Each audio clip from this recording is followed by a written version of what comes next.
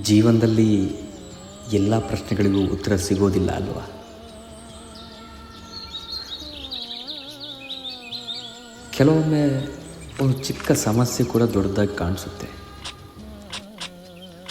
ನಮ್ಮ ಜೊತೆ ಯಾರೂ ಇಲ್ಲ ಅನಿಸುತ್ತೆ. ಆ ಕ್ಷಣದಲ್ಲಿ ನಾನಿದ್ದೀನಿ ಬ್ರೋ.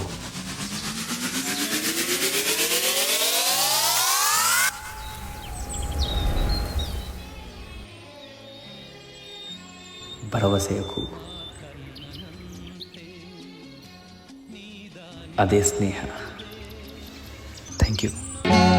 ಆ ಕರ್ಣನಂತೆ ನೀದಾನಿಯಾದೆ ಇನ್ನೊಂದು ಜೀವಕ್ಕೆ